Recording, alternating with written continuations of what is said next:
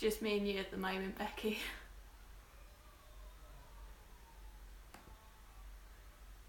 Thank you.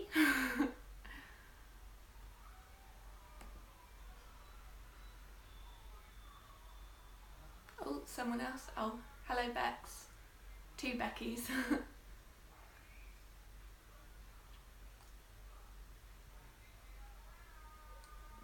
I think you're my only fan.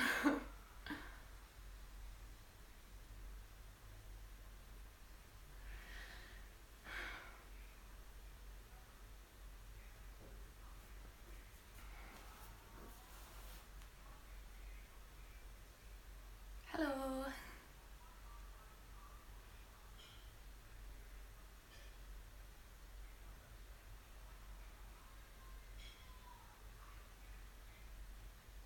Hello, Sarah. I totally didn't forget your name.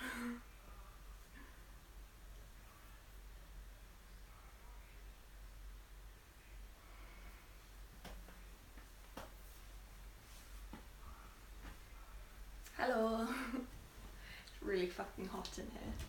I didn't realise I've had the radiator on all day and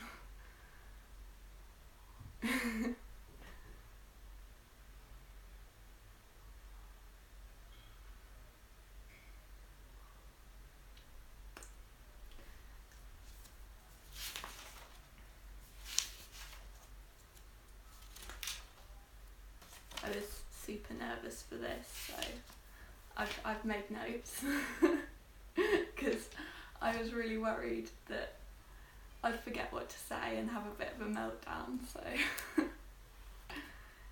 hello new people. We're up to 4 people now, it's exciting.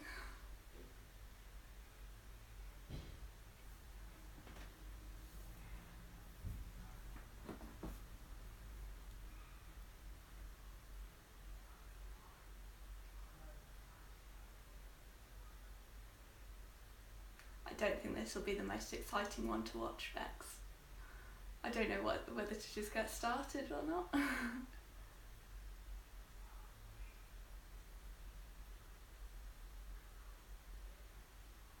Well, I don't know whether anyone else is going to join us, but the votes for covering mindfulness were a bit split, so I might whiz through that quickly whilst there's not many people here, and then hopefully people who want to join later can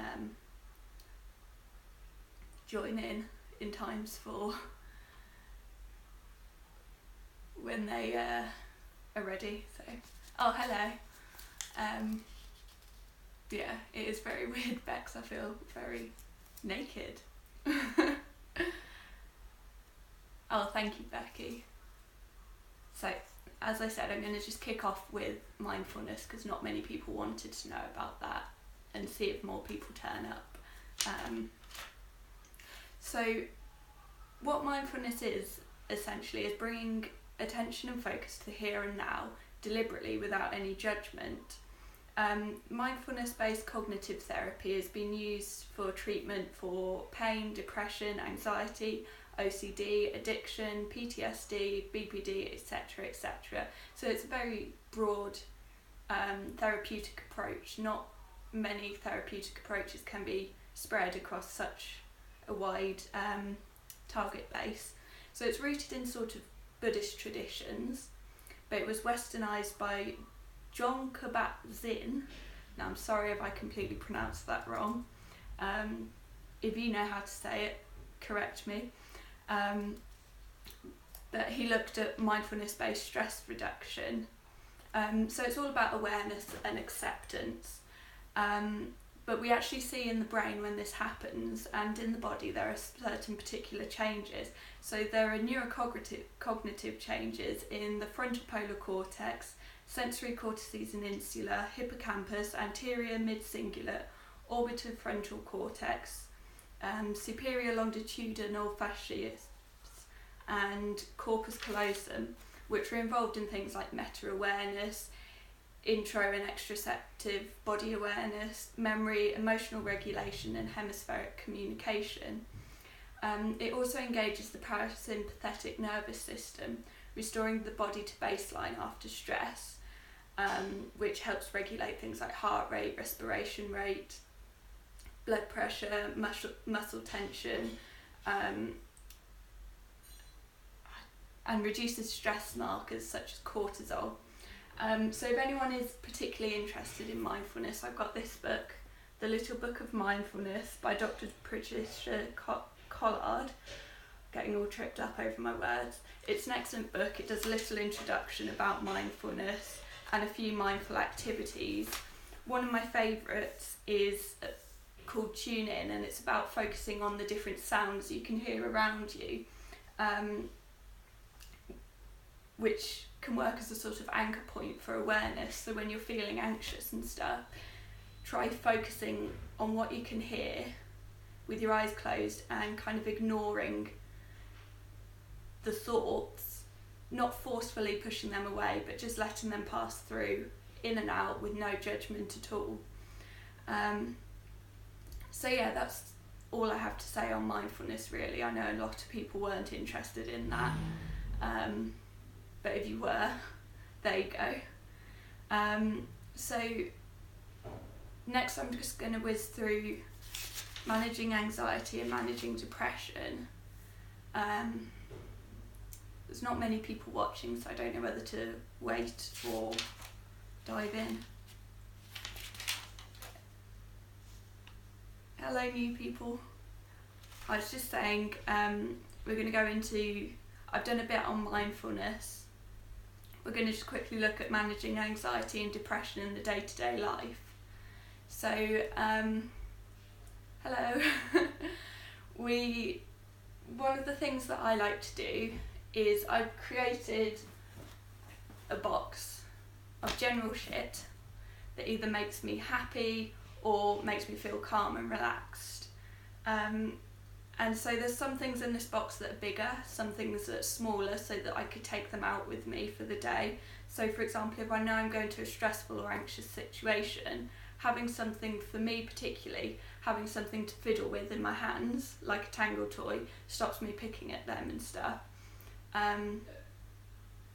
So yeah, I would highly recommend textured Tangle toys. You can get them on Amazon. They're very nice just to sort of play with, quite nice sort of sensory stimuli. And if you're combining mindfulness techniques with them, so focusing on how it feels in your hands, if you're stronger in your other senses, how it looks, how it smells, things like that.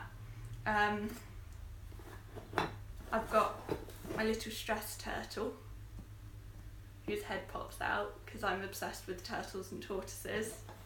A little wooden tortoise as well. I've got these, which are quite fun to make and use.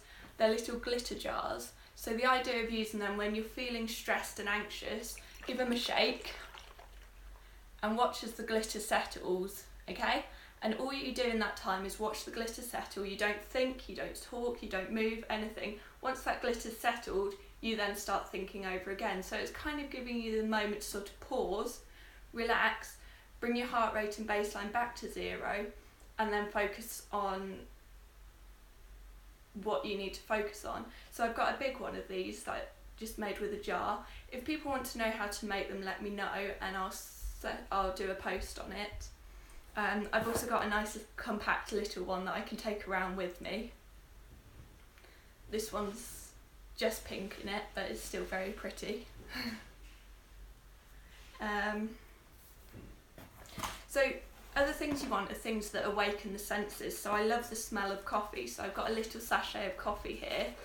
So if I'm feeling stressed and anxious, the smell of coffee makes me feel calm and happy. So I've got a little sachet of coffee that I can smell. Similarly, I've got a little tea light candle in here. Makes me feel happy and calm. So I'd say creating a box of just little things that make you happy is a really good idea. Not just for managing anxiety, but also managing depression. Having something that you can turn to in your darkest moments, just to take the pressure off for even a few minutes, is a really nice thing to do. In terms of managing anxiety, one of the big things I'd say is using mindfulness techniques that, as I say, can help restore the body back to its baseline when you're feeling stressed and anxious. So things like deep breathing, noticing, and listening and stuff are really good techniques. Alongside with that, there are certain essential things, so looking at how much sleep you're getting and looking at your sleep hygiene. If people want to know more about sleep hygiene, let me know and I will do a post on that.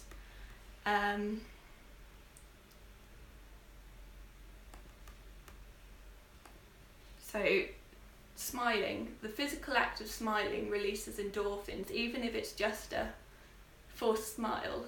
The putting your face into that shape releases endorphins.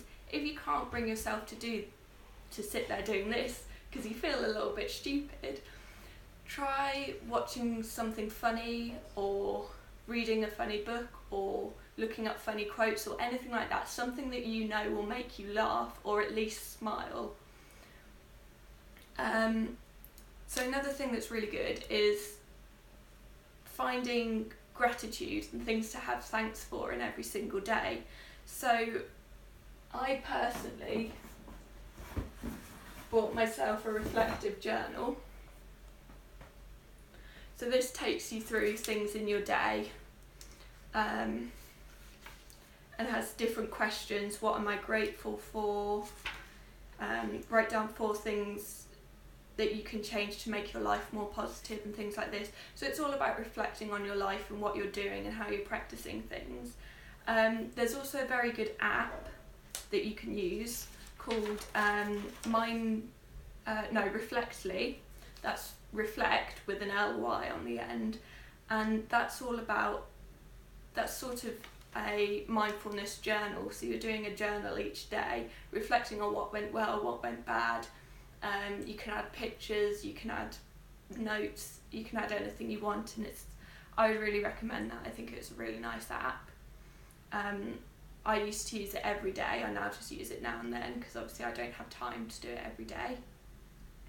And finally, for managing anxiety, I would really recommend planning ahead, knowing what your triggers are, knowing when you're going to be in a triggering or stressful situation, and planning ahead of how you're going to manage that, taking things with you to help you manage, making sure you've had enough sleep the night before, making sure you're eating well, all that kind of stuff. So managing depression is very similar.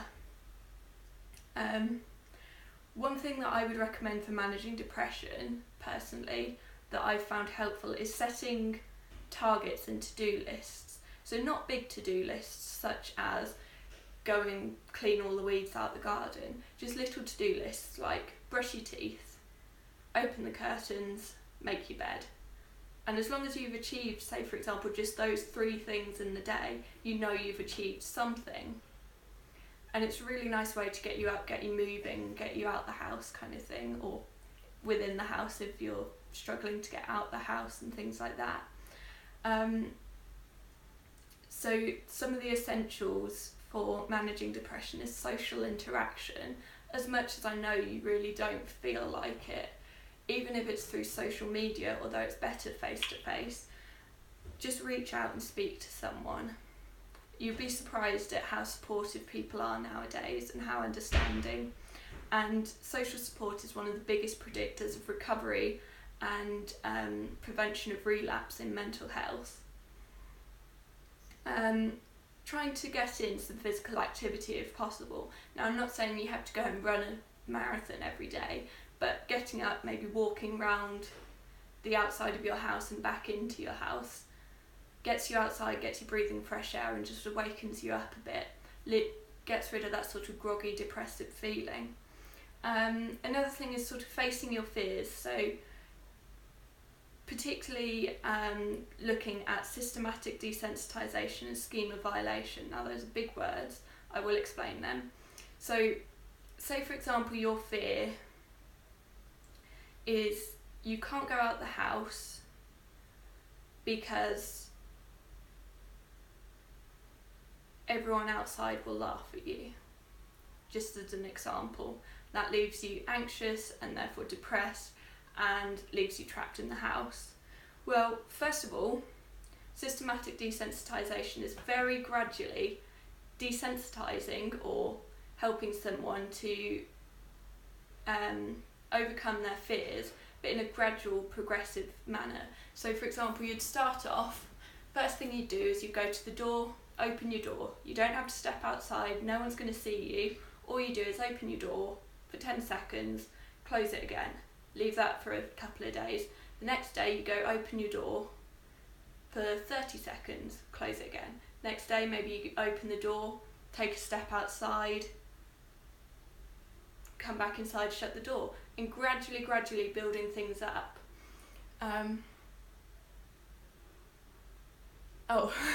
Thank you, life is beautiful. Enjoy your face mask. And also, so schema violation is, schemas are set sort of cognitive patterns that we have where we expect one thing to happen based on our past experiences. So say for example, every time you've been out in public someone's laughed at you, you're going to build up this schema that going out in public means people are going to laugh at you. So the way we violate that is by going out in public, counting how many people are laughing at you and how many people aren't. And actually you'll realise that the majority of the people don't pay any attention to you. And so that's schema violation. It's breaking our initial schemas or thoughts that we just assume. And then finally, for managing depression, a really good thing is to have a good routine. So even if it's 8 o'clock, wake up, 10 o'clock, get out of bed, 11 o'clock, make bed, 12 o'clock, brush teeth, and then from then on, watch some TV and get back into bed. It's just building up a sort of routine that you follow every day to get you up and doing something. Doesn't matter what it is you're doing. Doesn't matter if all you're doing is getting out of your bed to go downstairs to the sofa and watch TV. It's still getting you up, getting you moving, and getting you out of that repetitive situation that just drags you in. So quite a few of you asked about what it's like studying psychology with a mental illness. And I just wanted to go over that briefly, and then linking into that afterwards, I've got a few books that are very good for if you're starting out in psychology, if you're advanced in psychology, if you're interested in psychology, or just books that are generally quite good in general, so my favourite books and stuff. But first of all, so studying psychology with mental health, you are going to encounter triggering topics. That's a fact. Sometimes you can prepare for this, sometimes you can't. So I think the biggest thing you need to do is to prepare as much as you can in advance. So approach your university and approach your lecturers, explain your situation, explain you may find certain things triggering. Often the university will release a teaching schedule of what they're going to be teaching in that term, in what order, so you can plan which lectures to turn up to and which lectures not to. So things like sitting near exits, so if you need to leave you can. But I would say, I know it's hard, but take what's being said with a pinch of salt. If it doesn't completely match up to your experiences, that doesn't mean your experience is invalid. It just means that maybe there's a lack of understanding, lack of communication on the lecturer's part.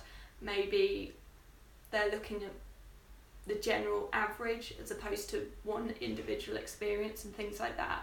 So don't get too upset or offended if things are said that do challenge what you believe. But controversially, if you disagree, speak up. I've had lectures and lecturers where they've talked about topics and I've thought, no, I completely 100% do not agree with what you're saying. And so I have spoken up. I have written articles for the university about my own experiences, which they've shared anonymously, so that people can understand what it's like to suffer from this illness. And I have had negative responses as well from some of the lecturers, but they are far outweighed by the positives, so I think it's worth speaking up if you can. So going on to books that are really good about psychology and all that kind of stuff.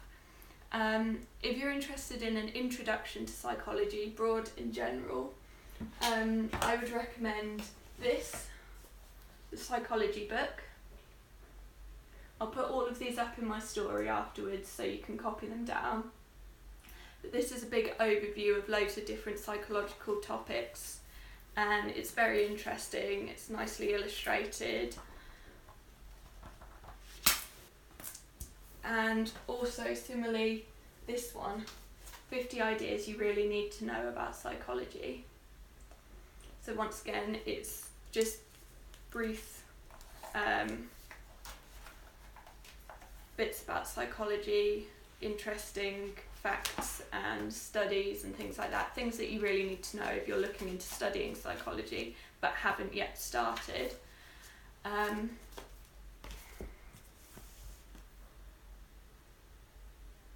couch? What's a slice of pie? I'm sorry, I'm really confused.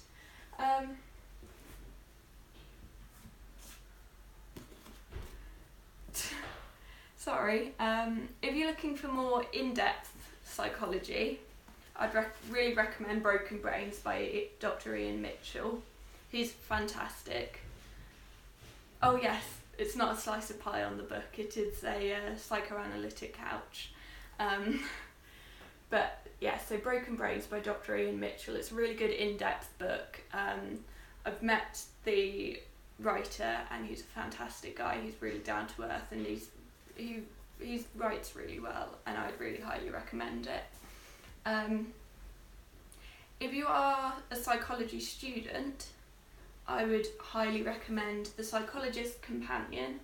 So this will help you with scientific writing when you're doing your research projects and things like that, or evaluating research methods in psychology, once again helping you with your academic writing. If you're interested in accounts of people's illnesses and things like that, I'd recommend Prozac Nation by Elizabeth Wurtzel.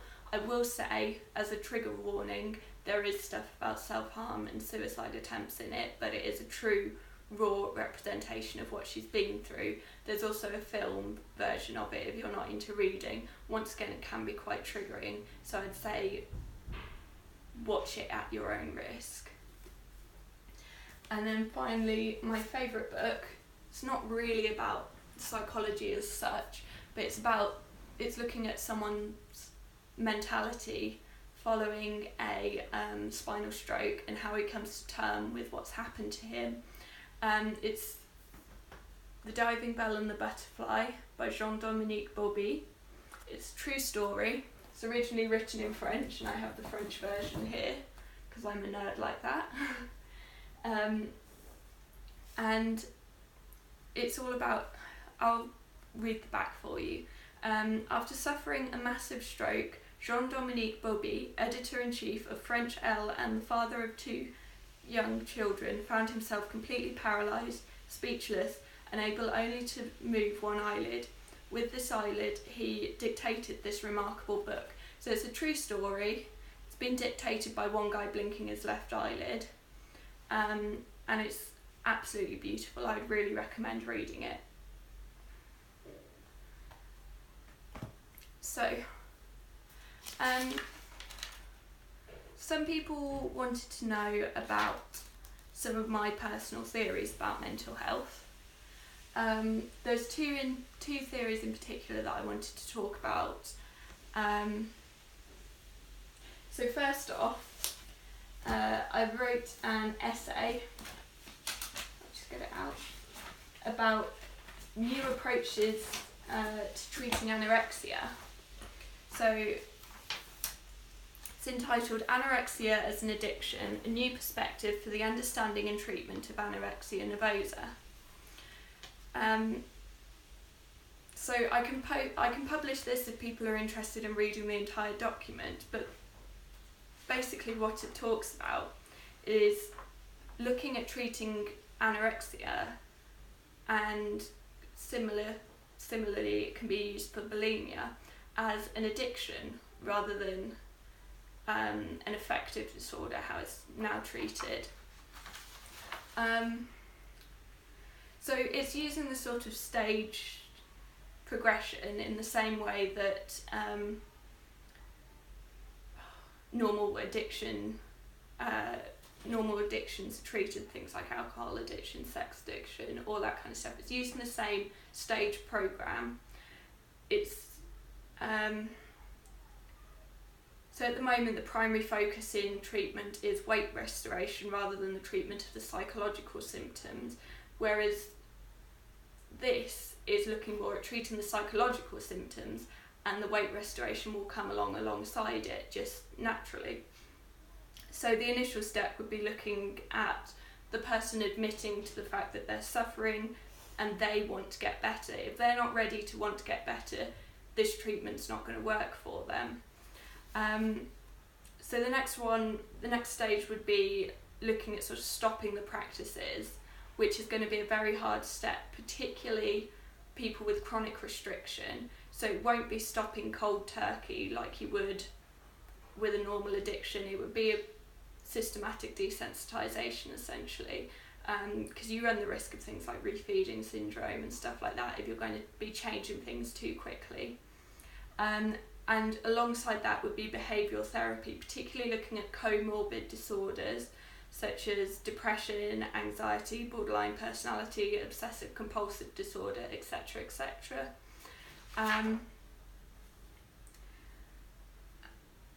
And so the idea is that this solution would be a very patient-centred and a multifaceted approach with the treatment of anorexia. Obviously this is just my own opinion and musings, so don't take anything to heart, please. But if you are interested in reading that, hit me up and I'll publish it somewhere. I'll find a way of doing that so I can send you a link. Another theory I had, so I did talk about on my page about the difference between anorexia and anorexia comorbid with autism. So you can have a look on my page for how I would treat anorexia with autism if you're interested in that.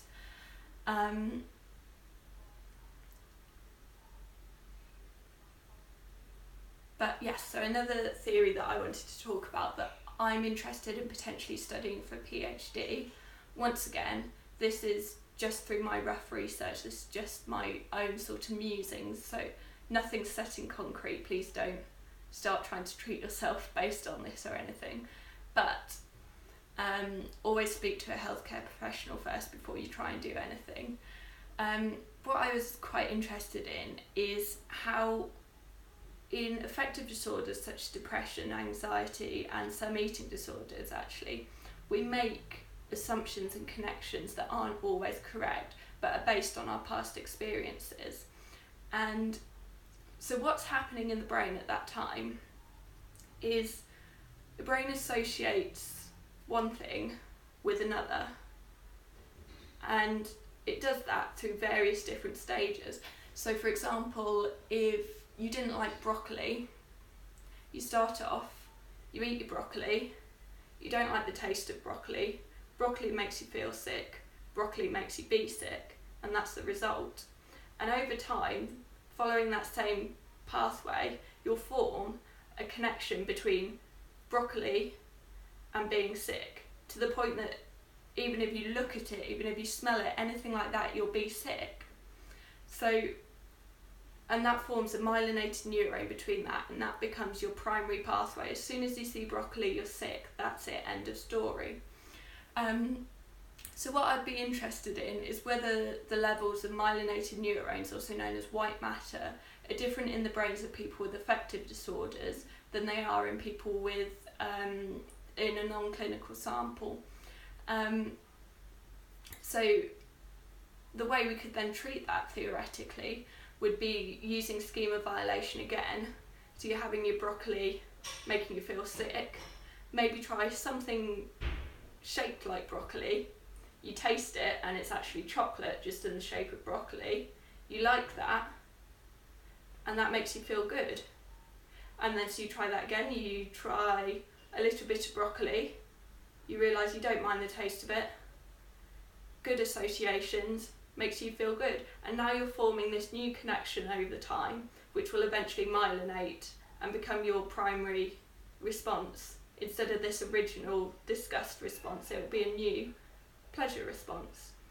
So yeah, if anyone's interested in that, once again let me know and I'll be happy to talk about it with you. So does anybody have any questions? There's one here on Sarah, however you say it, which is, as far as I know, it is not possible to measure serotonin levels in the brain. Now that's a very good point. That is completely true. We can't measure serotonin levels in the brain because the serotonin can't pass the blood-brain barrier and reach our bloodstream. So we can't do blood tests, we can't do urine tests, and obviously it would be too invasive to go straight into the brain to test it. So actually the reason we think that depression is associated with serotonin levels is because when we administer selective serotonin reuptake inhibitors such as fluoxetine, sertraline, duoxetine and things like that, we see an improvement in the depressive symptoms. So it's more based on, the evidence is basically based on the treatment working rather than the opposite, if that makes sense. Anyone else have any questions?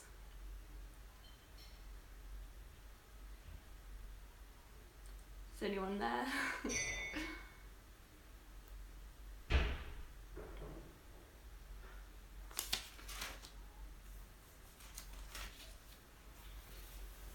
Okay, I think everyone's gone. So I'll end it there. If anyone has any questions, let me know and I will answer them, not live, just personally or whatever. I will put those books up on my story so you can see them. And I will do a post at some point about anxiety and how to manage it, where I will go over everything that I've said earlier. Thank you for watching, guys. Bye.